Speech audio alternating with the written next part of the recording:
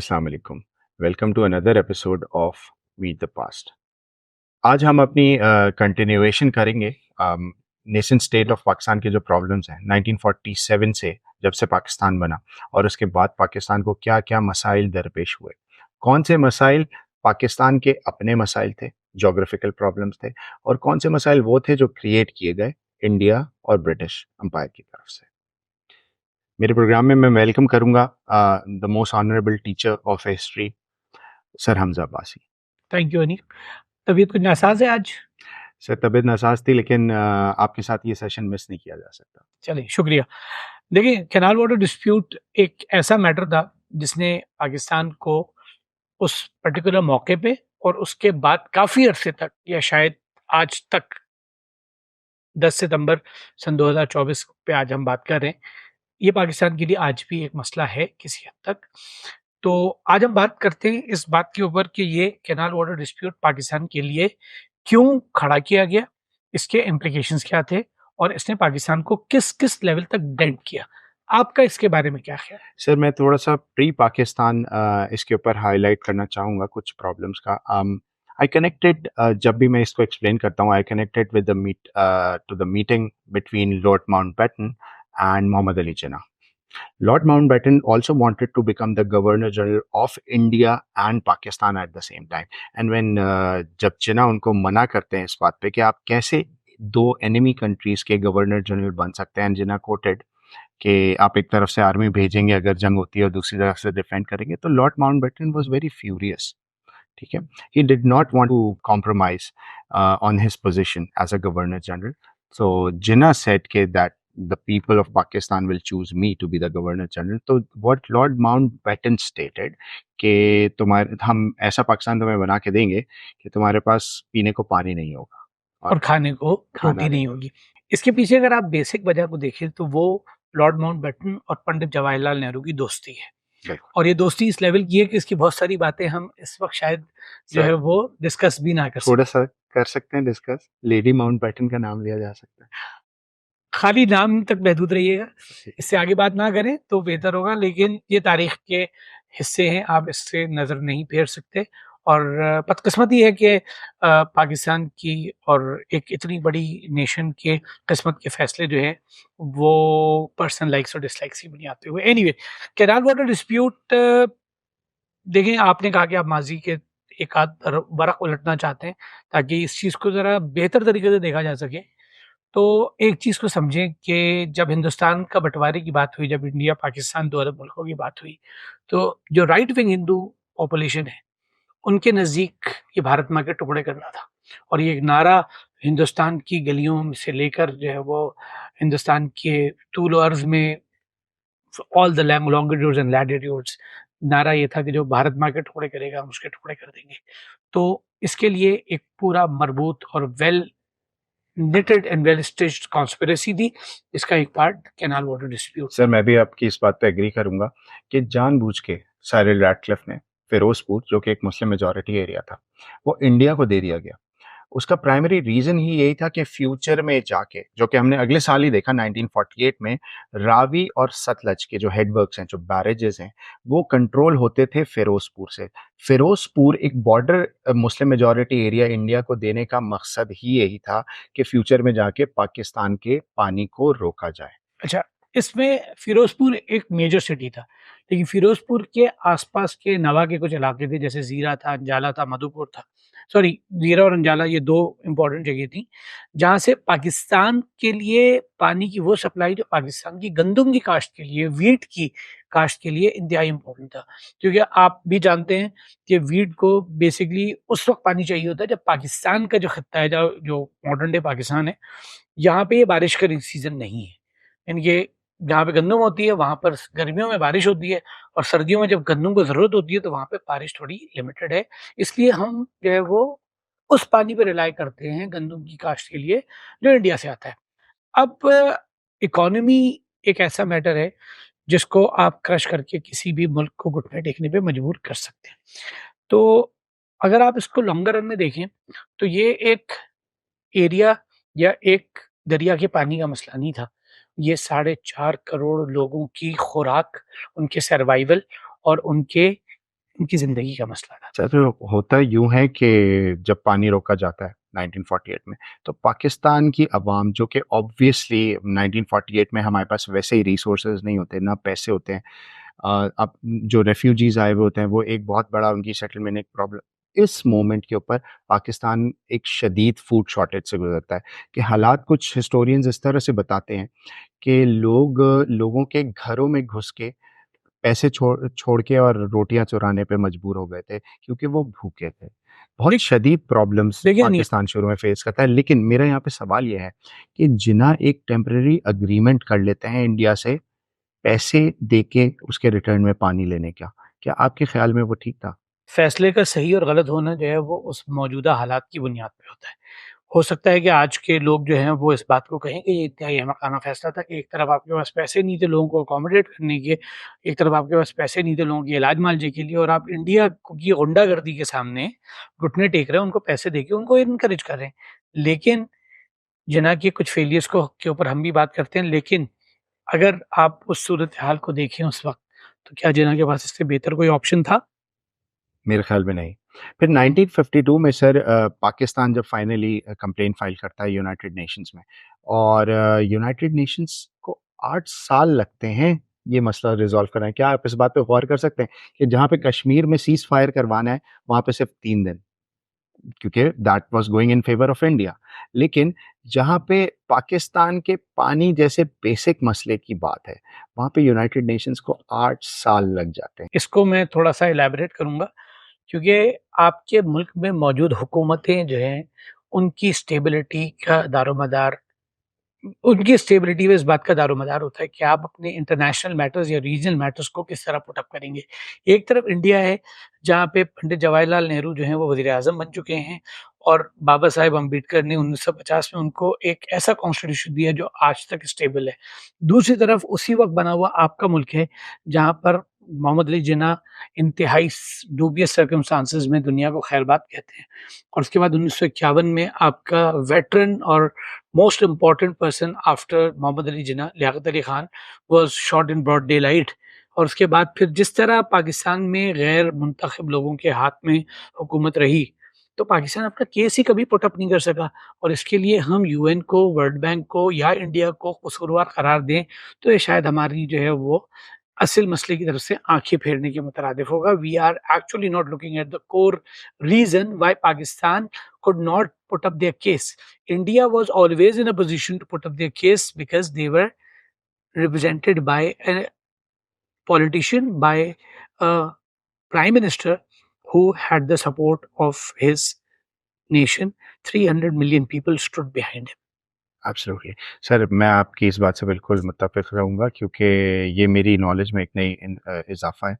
इसी वजह से आप यहाँ और हम यहाँ पे मौजूद हैं कि जो है as a beginner of history मैं आपसे बहुत कुछ ये सीखा। आपकी कसरत-नस्ती है, ऐसा नहीं सर है कि आप बिगिनर हैं। सर आगे आप चलते हैं बिगिनर से माशाल्लाह बहुत आगे हैं। इसको आगे लेके चलते हैं। 1960 में अय्यूब खान साहब फाइनली आपके पहले डिक्टेटर जो है जाके ये मसला सॉल्व करवाते हैं और शास्त्री साहब से के साथ मिलके इंडस वाटर ट्रीटी होती है जिसके ऊपर हमारी बड़ी यहाँ पे मैं करेक्शन मजबूत। करूँगा, इस वक़्त पंडित जवाहरलाल नेहरू ही वज़ीर-ए-आज़म थे। पंडित जवाहरलाल नेहरू की डेथ हुई है 1964 में। ओके, ठीक है। जब इंडस वाटर ट्रीटी साइन होती है, तो क्या आपको ये नहीं लगता कि ये पाकिस्तान के लिए मज़ीद प्रॉब्लम मैं आपको एग्ज़ाम्पल देता हूँ कि कैसे, कि जब इंडिया को ये पावर मिल जाती है कि वो बैरेजेस तो बना सकता है लेकिन वाटर को स्टोर नहीं कर सकता, तो इंडिया के पास एक जवाज़ आ जाता है पाकिस्तान में फ्लडिंग करने का। मैं ज़्यादा पीछे नहीं जाऊँगा, 2008 से लेकर 2023 तक के अगर आप पाकिस्तान में फ्लडिंग देख लें, जिसमें अनफॉर्च्यूनेटली पाकिस्तानी मीडिया ने कभी मैंने नहीं देखा कि इंडिया का नाम भी लेना पसंद किया हो। ये सारी फ्लडिंग समर्स के सीज़न में, मानसून के सीज़न में जब हमारी रिवर्स में पानी ज़्यादा होता है तो इंडिया भी हमारी तरफ पानी का रुख कर देता है, जिसकी वजह से हमारा पंजाब और संजू जूझ जाता मैं इस बात का अभी भी कायल हूँ कि 1960 में जब हमने इंडस वाटर ट्रीटी साइन की है, तो उस वक़्त भी हमने बैक फुट पे ही की है। उसूली तौर पे ये 6 दरिया ज्योग्राफिकली दरिया जिस मुल्क में ड्रेन होता है ना, जिस मुल्क में दरिया जो है वो अपनी जर्नी ख़त्म करता है, उस मुल्क के एक्सक्लूसिव राइट होते हैं इंटरनेशनली। अगर आप राइन को देख लें या आप नाइल को देख लें, तो ये जिस मुल्क में दरिया जो है वो एक्चुअली ड्रेन होता है ना, है। वहाँ के मुल्क की हुकूमत के एक्सक्लूसिव राइट्स होते हैं। इंडस, झेलम, चनाब, रावी, सतलज, ब्यास, ये पूरा इंडस सिस्टम का, ये पूरा एक इंडस सिस्टम है। आप इन 6 दरियाओं को अलग नहीं कर सकते, सही, क्योंकि अगर आप पंजरत देखें जहाँ से दरिया सिंध इंडिविजुअल हो जाता है, जहाँ से दरिया सिंध में सारे दरिया ड्रेन हो जाते हैं, उसमें ब्यास भी शामिल है, सही है, उसमें सतलज भी शामिल है, उसमें रावी भी शामिल है।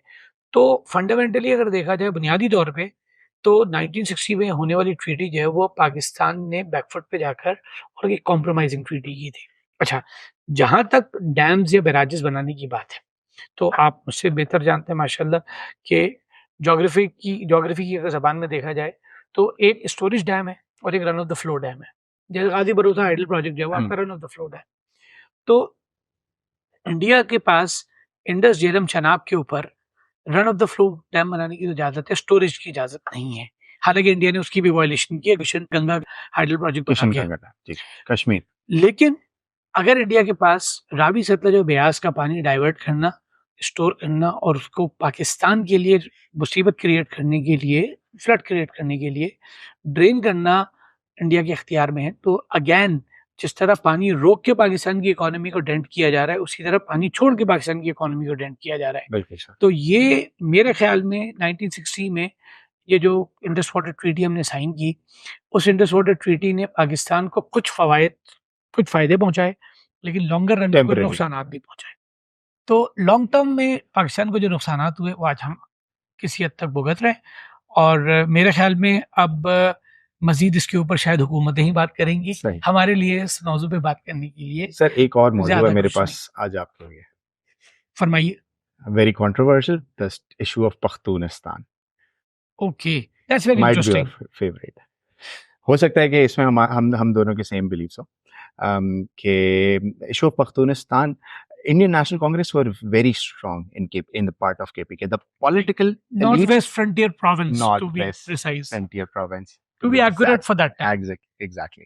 So मेरा ख्याल है अगर खैबर पख्तूनख्वा का नाम उस वक्त दिया जाता तो बहुत सारे कॉन्फ्लिक्ट्स क्रिएट हो जाते। बिल्कुल होते हैं। So my point is कि the ruling elite of NWFP was with Indian National Congress. No doubt ठीक है, about it. खान अब्दुल गफ्फार खान साहब, His Khan elder Abdul, brother Khan Abdul Jabbar Khan. yes, exactly. So these people direly wanted to join India somehow, just like east और waste Pakistan अगर बन रहा था, तो पहले तो उनकी ख्वाहिश ये थी कि वो इंडिया का हिस्सा कुछ बन जाए केपीके, लेकिन फिर जब ऐसा पॉसिबल नहीं था तो then they wanted to join Afghanistan, and at some point they wanted a separate state for the Pashtun population of Pakistan.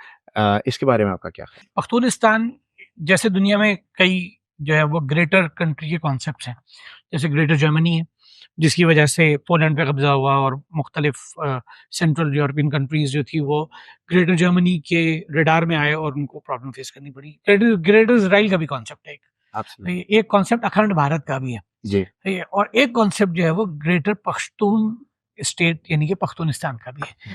अब प्रॉब्लम ये है कि जब 1946 के इलेक्शंस होते हैं, जब तकरीबन पूरा हिंदुस्तान, मुसलमान आबादी की बात कर रहा हूँ मैं, वो इस बात पर मुत्तफ़िक़ थे कि मुसलमानों के लिए एक अलग वतन बनना चाहिए, तो उस वक़्त एक ऐसा ख़ित्ता जो नेचुरली पाकिस्तान का पार्ट बन सकता था, उसकी सियासी क़यादत, उसकी जो पॉलिटिकल एलीट थी, they did not accept the concept of तो यहाँ पे पाकिस्तान। थोड़ा सा क्लियर करते हुए जाएं कि जब रेफरेंडम हुआ था तो अवाम ने पाकिस्तान का साथ दिया था, जिसकी वजह से Yes, the people of NWFP at that time were thinking a little different because they realized that देखिए ईगो का आप कुछ नहीं कर सकते कि अगर वो अपनी जो उनकी पॉलिटिकल एलिट थी वो इस ईगो में थी कि उनका जो है वो मर्जर जो है वो इंडिया के साथ अगर नहीं हो पा रहा है तो वो पाकिस्तान के साथ भी नहीं जाएंगे। अगर आपको पता हो तो खान अब्दुल गफ्फार साहब को जो है वो सरहदी गांधी भी कहा जाता था। अच्छा, तो आप और बादशाह खान साहब की खबर जो है वो काबुल में। एग्जैक्टली उनकी खबर काबुल में, उन्होंने कहा था कि मैं आज़ाद खित्ते में दफन होना चाहता हूँ। सही। तो उन्होंने पाकिस्तान को एक आज़ाद मुल्क एक्सेप्ट नहीं किया, मरते यानी कि अपने डेथ बेड पे भी नहीं किया। हो सकता है कि हमारे पश्तून भाई इस बात के ऊपर थोड़ा सा नाराज़ हों कि क्या पाकिस्तान जो है वो हमें एक्सेप्ट नहीं करता है। हम पाकिस्तान बिल्कुल एक्सेप्ट करता है, लेकिन मसला ये है कि जो अफ़गानिस्तान की हुकूमत ने पाकिस्तान को यूएनओ में वोट ना देते वक्त रीज़न पेश किया था, वो ये था कि अटक ब्रिज तक का जितना रीजन है वो पश्तून अफ़गानिस्तान से आए हुए कॉन्करर्स ने कॉन्कर किया था, इसलिए वो ग्रेटर पख्तूनिस्तान का पार्ट होना चाहिए। तो सर तो अगर इस पैराए में अगर देखें तो मुगल्स ने तो पूरा इंडिया कॉन्कर किया था। एग्ज़ैक्टली मेरा भी पॉइंट ये है कि जब मुगल्स अगर अफ़गानिस्तान से आए हुए कॉन्करर्स गौरी, शहाबुद्दीन गौरी या महमूद गज़नवी, इस किस्म के जितने भी कॉन्करिंग हीरोज़ रहे, जिन्होंने इंडियन सबकॉन्टिनेंट की कोई ज़मीनों पर कब्ज़ा किया, तो फिर अगर इस फ़ॉर्मूले पे देखा जाए, तो फिर तो मुग़लों ने इंडिया का मेजर पार्ट एक क्या कॉन्कर किया और मुग़ल्स जो हैं वो अफ़गानिस्तान के थ्रू आए थे। तो बात ये है कि वो एक अनफॉर्च्यूनेट सर हॉस इसमें थोड़ा-सा लाइट डालिएगा कि पख्तूनिस्तान इश्यू आपके ख़्याल में कब जाके ख़त्म हुआ? मेरे ख़्याल में तो आज तक जारी है। अवामी नेशनल पार्टी की not exactly Awami national party के थ्रू, लेकिन आप अफ़गानिस्तान का जो बॉर्डर है, उसको ज्योग्राफिकली आप देखें तो जो ड्यूरेंट लाइन है, उसको आप जेनुइनली कभी सील कर ही नहीं सके। पाकिस्तान की हुकूमतों ने, रिसेंट हुकूमतों ने, ख़ास तौर पे पाकिस्तान के जो 2 पास्ट फ़ौजी यानी कि chief of army dictators. Staffs रहे, नहीं चीफ़ ऑफ आर्मी स्टाफ्स रहे 2016 के बाद ख़ास तौर पे, उन्होंने एक इनिशिएटिव लिया, गवर्नमेंट ऑफ पाकिस्तान ने उसको बैक किया और जो है फेंसिंग कर दी। फेंसिंग करने की। सर क्या जिन्ना मना नहीं करके गए थे इस फेंसिंग के बारे में? Do you remember that? Exactly ये बड़ा अच्छा पॉइंट है, क्योंकि जिन्ना चाह रहे थे कि जो पाकिस्तान के नेबरिंग कंट्रीज़ से पाकिस्तान के ताल्लुकात अच्छे हों, और इन ताल्लुकात को बेहतर रखने के लिए जिन्ना ने जितनी भी चेक पोस्ट थी उसको ड्यूरेंट लाइन के ऊपर, क्योंकि देखिए ड्यूरेंट लाइन के ऊपर जो चेक पोस्ट थी वो ब्रिटिश का फ़ियर था, because they always wanted the invasions from the Afghan side to be stopped, and that's why they created this border, and this border was created in 1892. The Durand Line was created in 1892. Before that, there was no such border. But Jinnah believed to improve the relations between the Afghan population and sir मैं and थोड़ा Pakistan. It was Afghan government. Hmm. Population के ताल्लुकात तो हमेशा ही अच्छे रहे। Sir इस reason में मेरी काफ़ी ट्रैवलिंग रही है, तो मैं अपना आपसे थोड़ा-सा एक्सपीरियंस शेयर करना चाहता हूँ कि काबुल और पेशावर के अंदर टेरेन के बावजूद तकरीबन 4 घंटे का रास्ता है। शायद एक ही 2014 लाइन ऑफ लैटिट्यूड पे जी, है, जी हाँ, मोर और लेस। बिल्कुल। 2015-14 तक इवन कि जब Afghan war American Afghan war भी चल रही थी, उस ज़माने में भी बहुत सारे लेबर फ़ोर्स जो क्योंकि उनके पास अनएम्प्लॉयमेंट का बहुत बड़ा प्रॉब्लम था, तो वो ट्रैवल करके आते थे सुबह-सुबह, पेशावर में आके अपनी ऑड जॉब्स करते थे और शाम में वापस जाया करते थे। जब हमने इसके बीच में फेंसिंग कर दी, तो बहुत सारे ख़ानदान डिस्ट्रीब्यूट हो गए, ठीक है? इनकी शादियाँ हुई भी हैं, दोनों साइड्स ऑफ द बॉर्डर के ऊपर। इन भाई बहुत सारे, एक भाई इधर और एक भाई उधर रहता है। बहुत सारे गाँव के बीच में से ड्यूरेंट लाइन गुज़र रही है। तो क्या आपके ख़्याल में पाकिस्तान गवर्नमेंट का ये लेजिटिमेट राइट स्टेप था? आपका जो पॉइंट था कि जिन्ना ने तो सारी चेक पोस्ट हटाई थी। Basically Jinnah wanted friendly neighbours for Pakistan on the borders. India already hostile था।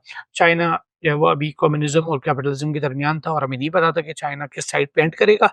तो अफगानिस्तान के साथ पाकिस्तान के ताल्लुकात अच्छा होना या अच्छा करना जिन्ना की ख्वाहिश थी। तो let's conclude it over here. Unfortunately Jinnah did not live longer, and the efforts that Jinnah wanted to put into this improvement of relations between Afghanistan and Pakistan somewhat went in vain. और So, अब मैंने इस वक्त एक बात कही, death of जिन्ना।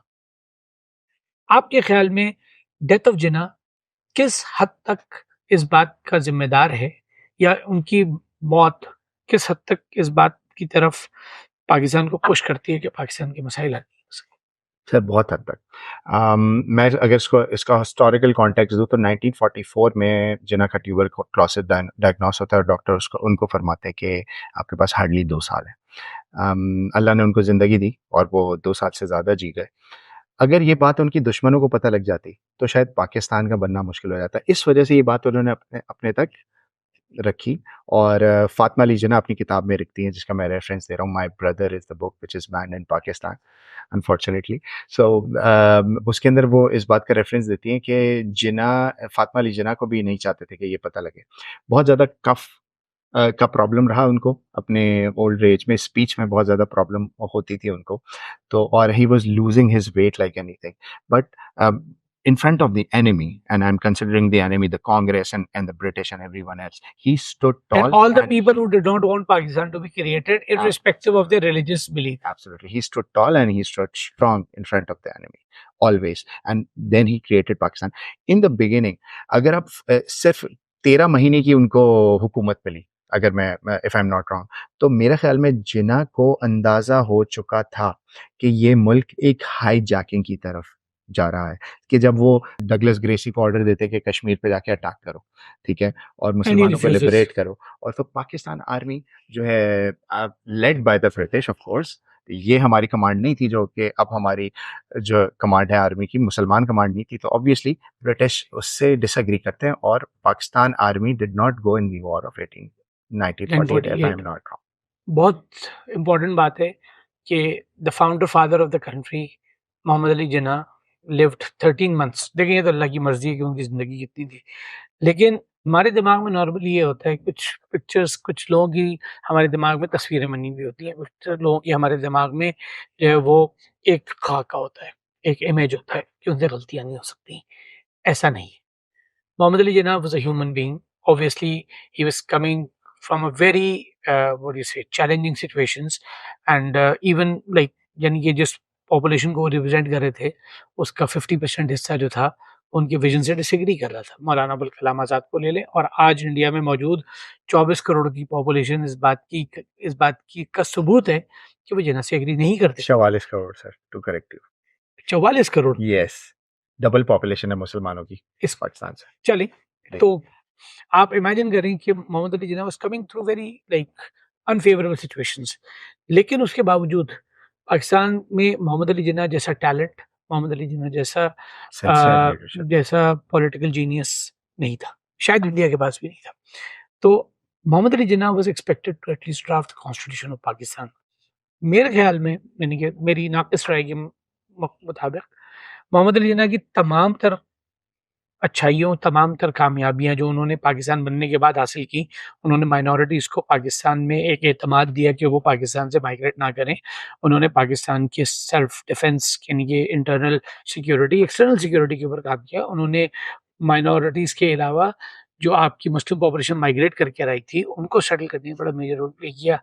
लेकिन मोहम्मद अली जिन्ना की ये सारी कामयाबियाँ इस नाकामी के पीछे जो है वो छुप जाती हैं कि जब मोहम्मद अली जिन्ना एक कॉन्स्टिट्यूशन नहीं बना सके। सर, जब पाकिस्तान बनता है, तो जो गवर्नमेंट हायरार्की होती है, जो जिन लोगों ने गवर्नमेंट चलानी होती है, या ये भी कह सकते हैं कि जो मुस्लिम लीग के खलीदी किरदार होते हैं, उनमें से बहुत ही कम परसेंटेज उन लोगों की होती है जो वाकई पढ़े लिखे होते हैं और सियासत को और पॉलिटिक्स को बहुत अच्छे से जानते हैं। आप नाम गिन सकते हैं इनके। मेजॉरिटी हमारे पास लैंडलॉर्ड्स और वडेरे और जागीरदार हैं, जिन्होंने पाकिस्तान के कॉज को सपोर्ट किया और पाकिस्तान की गवर्नमेंट एलीट में आए।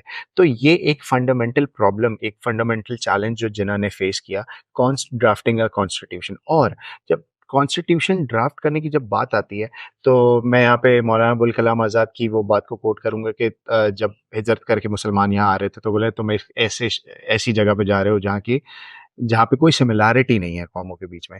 तो बहुत सारी प्रॉब्लम्स थी, जैसे कि जब कॉन्स्टिट्यूशन ड्राफ्ट होना शुरू भी हुआ, तो ईस्ट पाकिस्तान को लैंग्वेज के ऊपर ग्रीवियंसेस थे, राइट्स के ऊपर ग्रीवियंसेस थे। तो it was not a cup of tea for Jinnah to complete the constitution, to draft the constitution within 13 months. I don't believe that. आपने यहाँ पे एक बात की कि मौलाना अबुल कलाम आज़ाद ने कहा कि कोई सिमिलैरिटी नहीं थी।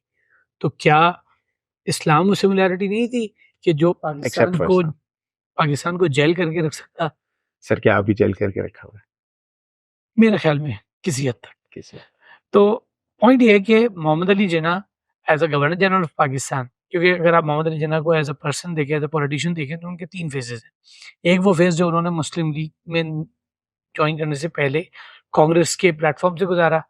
एक फेज़ वो है जो उन्होंने मुस्लिम लीग जॉइन करके एक पॉलिटिकल मिरेकल क्रिएट किया, और उसके बाद फिर एक फेज़ वो है जो Muhammad Ali Jinnah as a governor general spend किया from August 48 to September 1940, August 47 to 1947 सितंबर। लेकिन इफेक्टिवली देखा जाए तो 1 जुलाई जो आपके स्टेट बैंक की इनॉग्रेशन थी, उसके बाद जिन्ना का पॉलिटिकल रोल तकरीबन खत्म हो गया था। लेकिन मोहम्मद अली जिन्ना had some failures, so we have to accept this fact that a person and a political genius like Mohammad Ali Jinnah, with this stature and with this legacy, should have drafted the constitution of Pakistan, क्योंकि इस constitution ना draft करने के जो असरात थे और जो इसकी वजह से होने वाले मुसीबतें थी, वो पाकिस्तान काफ़ी अरसे तक फेस करता रहा। इस टॉपिक को हम नेक्स्ट अपने सेशन के अंदर, नेक्स्ट एपिसोड के अंदर बहुत डिटेल में डिस्कस करेंगे।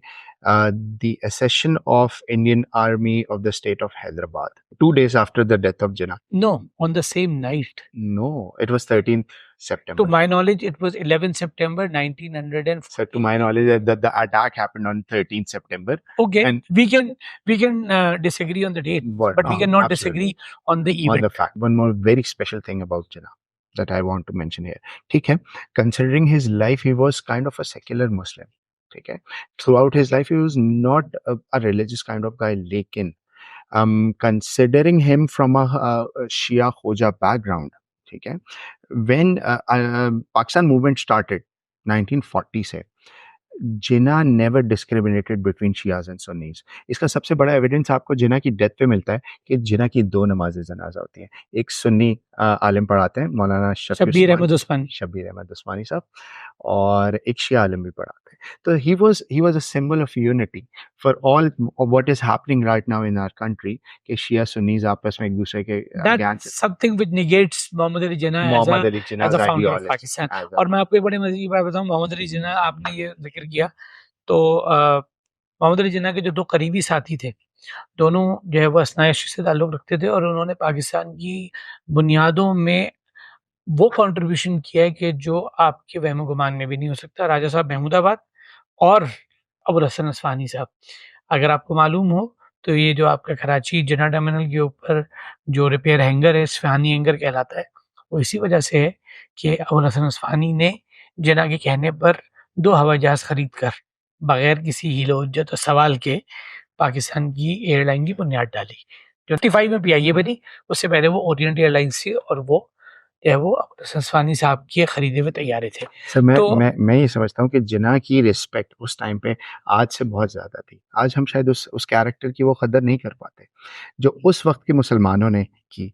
रिगार्डलेस ऑफ द फैक्ट कि बहुत सारे मुसलमान हिंदुस्तान की साइड पे रहे और उन्होंने माइग्रेट नहीं किया, ठीक है, और वो जिन्ना की आइडियोलॉजी से एग्री नहीं करते थे, लेकिन उनकी जेन्युइननेस और उनकी सिंसियरिटी को मेजॉरिटी लोगों ने एक्नॉलेज किया, जिसकी वजह से उनको बहुत सारे रिवॉर्ड्स मिले, जैसे कि स्टेट ऑफ कलात जो है वो जिन्ना को उनके वेट के इक्विवेलेंट गोल्ड देती है पाकिस्तान के ख़जाने में ऐड करने के लिए। तो जो मदीना सानी का जो कॉन्सेप्ट अगर हम बात करते हैं, ठीक है, तो वो to some extent if not 100%, around 48% was accomplished. Maybe, but this is still something to debate upon. Absolutely, sir. Thank you very much for today. Thank you, And sir. we will come back for another episode of this program. Thank you so much, Sir Hamza, You're for your welcome. time.